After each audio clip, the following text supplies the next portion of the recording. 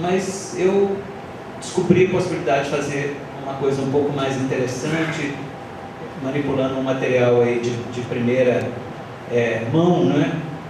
Que é a correspondência do Flusser ao Milton Vargas, né? Que parece que ele vive ainda com bastante idade, já mais de 90 anos, físico, engenheiro físico, professor da Politécnica, né? Da USP, que foi um grande interlocutor do Flusser, porque ele trocou ele teve uma correspondência muito intensa e ativa, logo a partir do momento, né, que ele se mudou, né, para a Europa.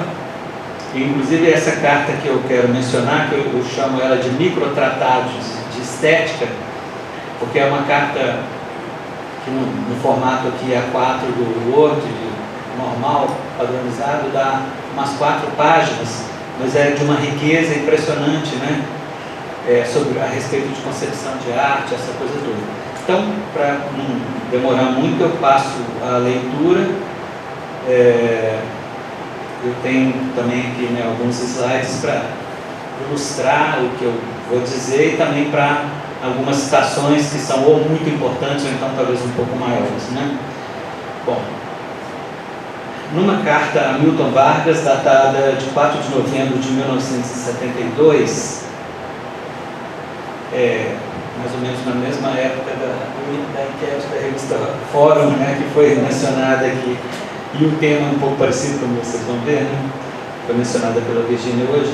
Então, numa carta, né, de 4 de novembro de 1972, William Flusser critica a posição estética do amigo, que ele considera radicalmente romântica, na medida em que, segundo ela, a obra é, aspas, reveladora do real, fecha aspas, e daquilo que somos, sendo que, aspas, sua mensagem deve ser sorvida na solidão quase que religiosa, fecha aspas, acrescentando que, abre aspas, todo comentário e todo diálogo a respeito diluiria tal mensagem, fecha aspas. Flusser associa a postura anti-intelectualista de Vargas, segundo a qual a arte, abre aspas novamente, resiste aos sofismas de uma crítica analisadora, fecha aspas, à sua, aspas, adesão ao cinema como arte da atualidade, fecha aspas. Lembrando também que essa não é a sua própria posição, quer dizer, do Flusser, a qual ele virá a esclarecer com detalhes em seguida. É muito difícil saber qual era exatamente o argumento de Vargas, já que a carta que originou a réplica de Flusser não está disponível. Mas tem-se a impressão que ele é exemplificado com o fato de uma catedral, provavelmente antiga, medieval, isso vai se tornar claro ao longo da minha exposição, nos comover, ainda que, segundo palavras de Flusser, atribuídas a Vargas, aspas, não revele a nossa realidade enfatizada, fecha aspas, em que pese o fato de ela ser mais um produto da técnica do que da arte, com maiúsculo, que esse talvez tenha em mente, esse Vargas, né? O posicionamento de Flusser começa a se tornar mais claro quando ele lembra que, aspas, tal arte não existe em parte nenhuma e em época nenhuma, com exceção do Ocidente burguês, a partir do Renascimento até a última Bienal de São Paulo, fecha aspas. E mais importante ainda para o esclarecimento da posição de Flusser é a sua afirmação de que, aspas, tal arte, longe de se impor por si, exige uma infindável discussão e teorização, a qual, como você observa muito bem, a problematiza, fecha aspas. Até aqui temos a crítica de Flusser ao espontaneísmo estético de Vargas, que pode ser resumida no trecho que conclui essa seção de sua longa carta. Cito. Isso aqui é a ilustração da carta, é o estilo do Flusser. Ele pegava uma carta, um papel em formato letra e enchia inteirinha, né, a máquina mecânica. Como está aí. Como vocês podem ver, ele estava na Itália, em Merano, né, 4 de novembro de 72.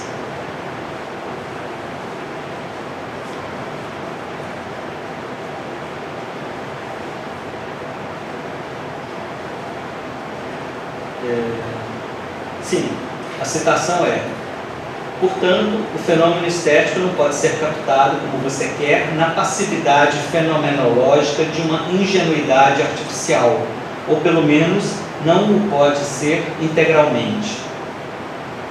Fim de citação.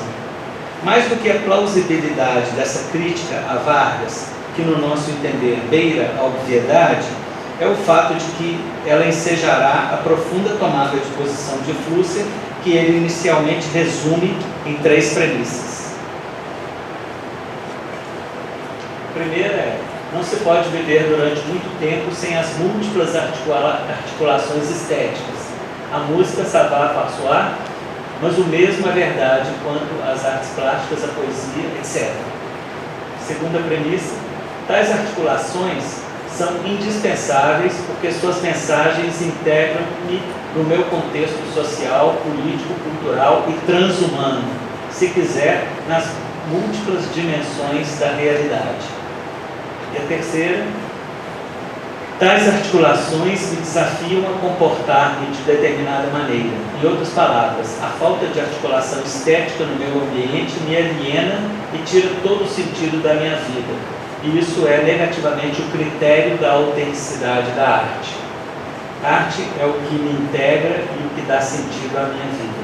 O importante nisso tudo é a plenitude da mensagem estética.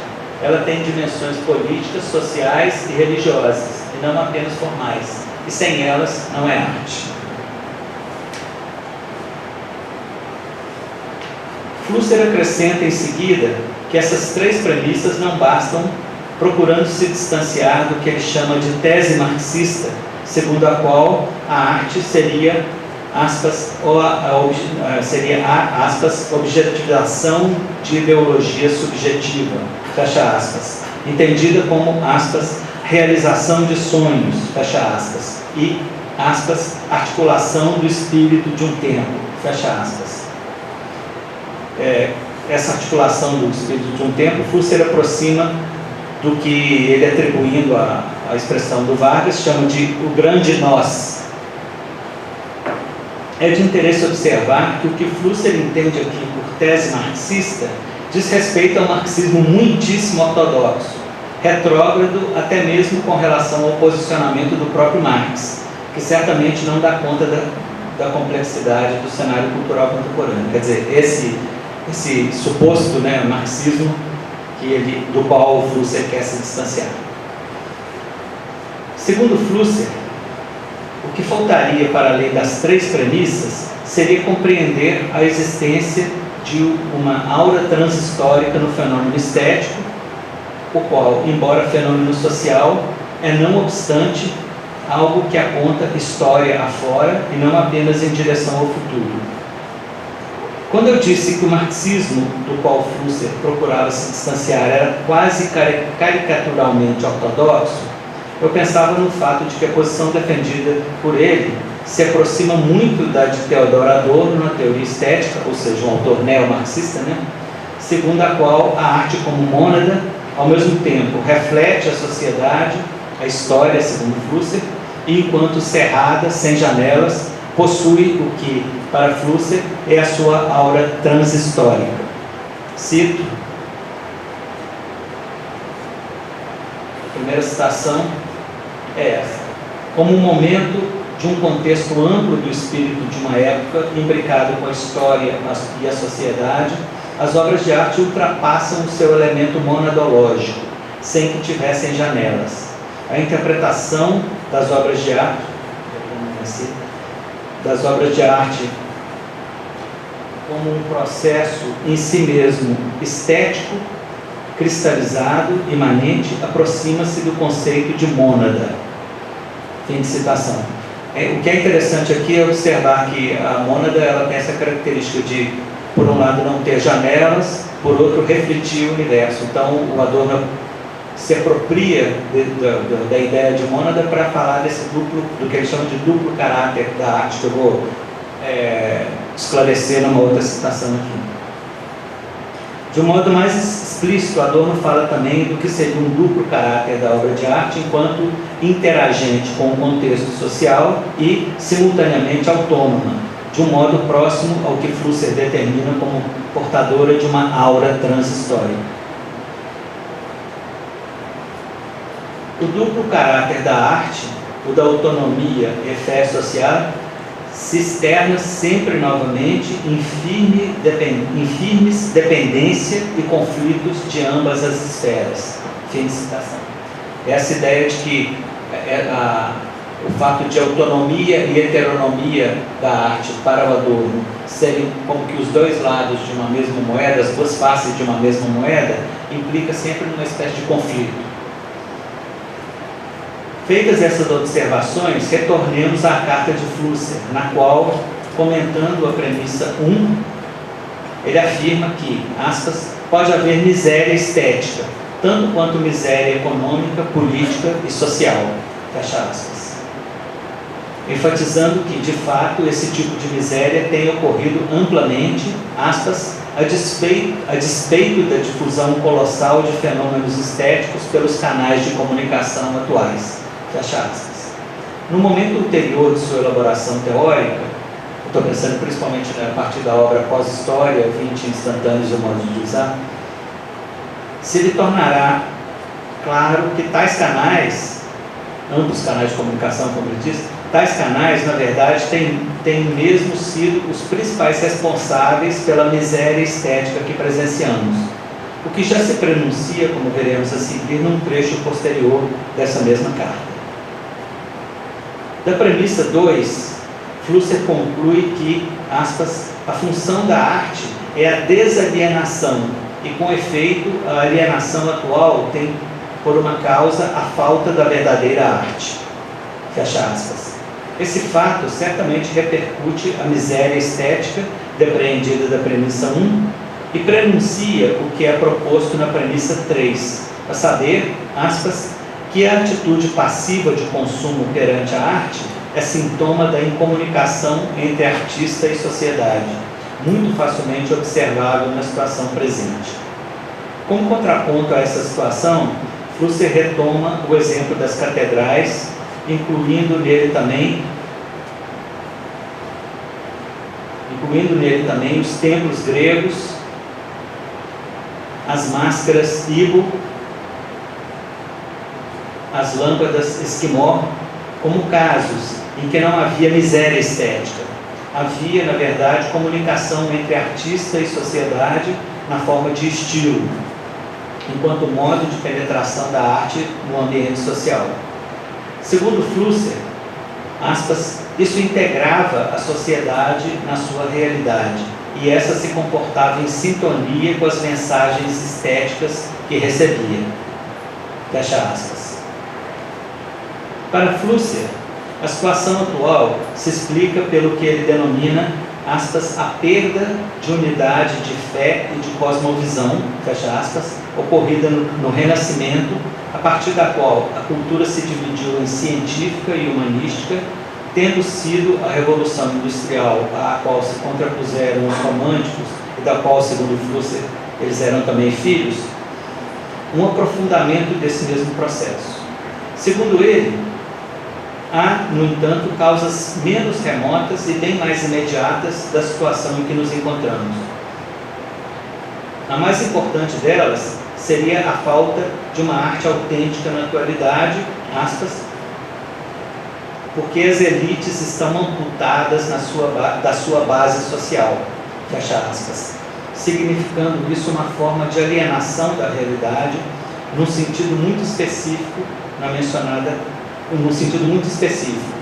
mencionada base social, impera o que Flusser chama de, aspas, uma anticultura como anti-arte, fecha aspas, também amplamente conhecida como, aspas, cultura de massas, fecha aspas. Essa teria penetrado nos interstícios de toda a sociedade, não apenas nas suas camadas iletradas, mas também nas daquelas pessoas que teriam todos os pressupostos para produzir e usufruir de uma cultura mais elaborada e profunda. Segundo Flusser, os, aspas, fenômenos da cultura de massa, fecha aspas, são a, aspas, causa da esterilidade da cultura da elite, da nossa, entre aspas, dentro das aspas. E a situação atual, caracterizada por um hiato entre uma cultura mais erudita e outra mais popular, constitui uma grave crise. Cito aqui: enquanto existir esse abismo entre elite e massa, e não integração como no gótico ou romântico, enquanto existir essa duplicidade em arte, a das exposições e a dos campos de futebol, nenhum dos dois valerá, nem exposição nem campo. Fim de citação. Vale registrar que a argumentação de Flusser nessa carta a Vargas terá servido de base para a excelente comparação entre três situações comunicológicas específicas, cujo esboço apareceu primeiramente numa carta um pouco anterior, de 23 de outubro de 72, ao mesmo amigo, na qual ele descreve o processo de redução dos três níveis, universal, nacional e popular, existentes na época do predomínio dos livros impressos, há apenas dois, universal e massivo, em tempos de ditadura dos média. É interessante observar que no livro, redigido alguns anos depois, intitulado Mutação nas Relações Humanas, diferentemente, tem uma interrogação no título, diferentemente do que aparece na carta a Vargas, Flusser descreve, valendo-se de diagramas que representam os três casos, também a situação no período anterior à era do livro impresso, de predomínio dos manuscritos, no qual ocorrem também apenas dois níveis: o universal, igual a católico, porque católico quer dizer katatorolon, né? De acordo com o todo, e o popular, pagão, o que torna a situação descrita na carta de 4 de novembro de 72 mais compreensível.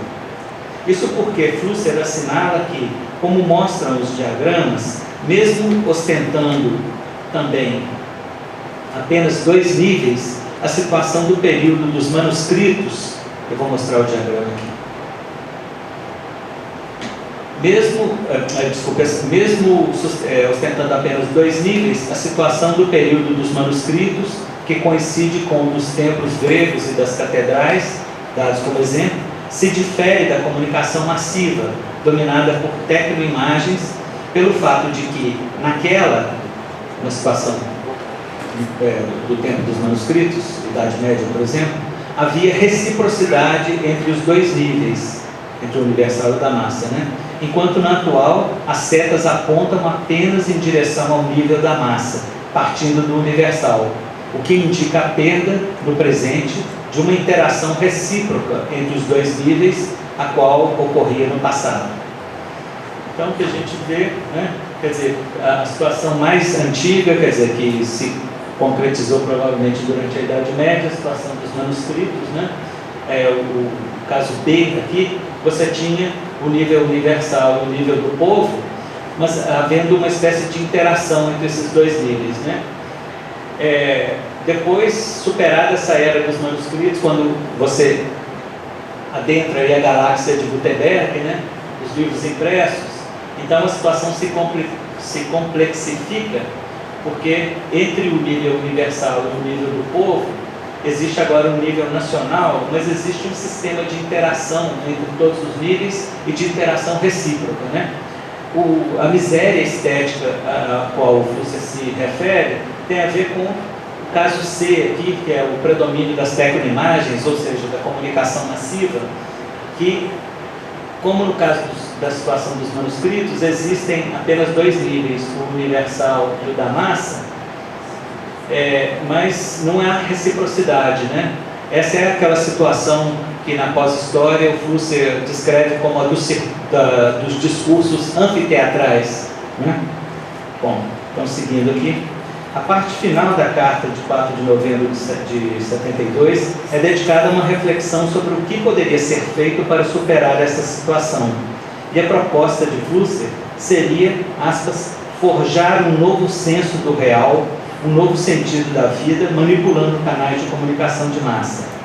Mas um obstáculo de peso seria o fato, fecha aspas, mas um obstáculo de peso seria o fato de que, em princípio, esse novo senso só poderia, aspas, vir com revoluções de infraestrutura, por exemplo, econômicas ou religiosas. Fecha aspas. Acho curioso o fato dele incluir a religião na infraestrutura. Para Flusser, no entanto, a estratégia seria então revolucionar, tanto quanto possível, o âmbito da cultura, de modo a atingir, de algum modo, a própria infraestrutura. Então, tem uma citação aqui. Creio que atualmente a textura da cultura é de tal forma compacta, totalitária, que a introdução de ruído, e não importa que nível, poderá ter efeitos profundos em todos os demais. Se conseguirmos mudar a estrutura estética, mudaremos as demais. Boa tarde, meu nome é Pedro, obrigado pela exposição, foi muito bacana. Sobre essa questão também das três situações, essa situação C também me fez pensar bastante, porque eu sou do design, mais especificamente design gráfico, da UEM, e isso me fez pensar muito porque essa relação de que existe, tipo assim, um nível universal que impõe diretamente a massa é interessante, mas um discurso que existe hoje com muita frequência dentro do design é a ideia de refletir através dos objetos, das mercadorias, das imagens, uma espécie de mini-eu. É assim, é um narcisismo extremo que a gente tenta desenvolver através do design, onde, tipo assim, é como se sai de cima, vai para as massas, mas ao mesmo tempo as massas estão tentando se refletir ali, sabe? É uma relação, é como se ali dentro tivesse um círculo, mas um círculo de pura reafirmação do sistema, sabe? Uma coisa bem interessante e que eu acho que conecta muito com a questão que você falou antes também, de que antes existia uma relação direta entre o estilo e os objetos, na questão de uma ausência de miséria estética.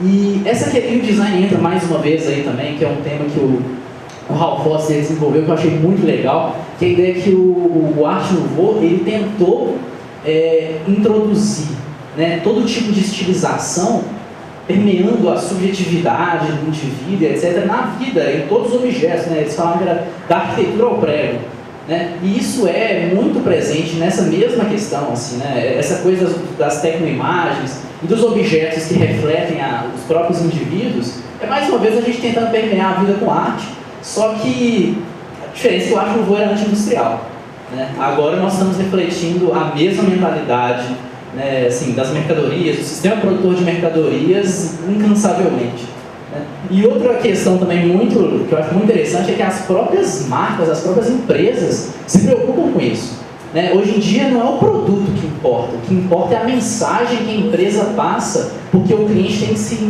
identificar com a marca, né? Assim, o Anselm Biabo, um ensaísta do grupo Crisis, ele fala um negócio que eu achei muito interessante. Hoje em dia você compra o tênis Nike como uma categoria secundária, porque o que importa é que você está comprando um Nike, não que você está comprando o tênis.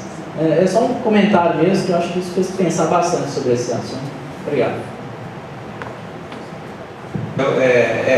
Uma coisa que você falou do Art Nouveau, né? Eu lembrei, por exemplo, do caso da Bauhaus, né, na Alemanha, né? Que é muito emblemático nesse sentido também. Muitos dos representantes principais da Bauhaus, dos designers, eram comunistas, né? Eram visionários no sentido, né? Os que não eram comunistas de carteirinha eram visionários no sentido social, assim, também, e político, né? De transformação radical da realidade. Eles achavam que, a partir de pequenas coisas, do uso, etc., que a revolução poderia começar ali mesmo, né? Isso é interessante, porque tem uma ideia que eu percebi muita proximidade com o que a Virginia falou hoje cedo também, né, a respeito da Joe Dyer, né?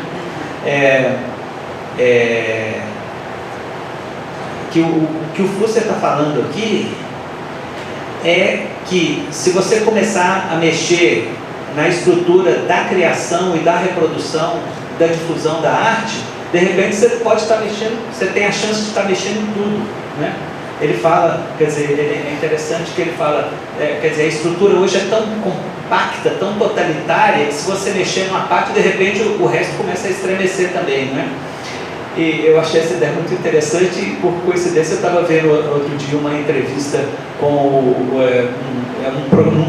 documentário sobre o Glauber Rocha, um antigo colega dele, não sei se de faculdade, enfim, um companheiro de juventude, comunista e tal, falava assim, o Glauber chegava e falava assim, nós temos que revolucionar a expressão artística, nós vamos revolucionar a sociedade inteirinha a partir da revolução da expressão artística, etc. e tal. E todo mundo fala, esse cara é louco mesmo, né? E hoje isso não parece tão absurdo assim, né?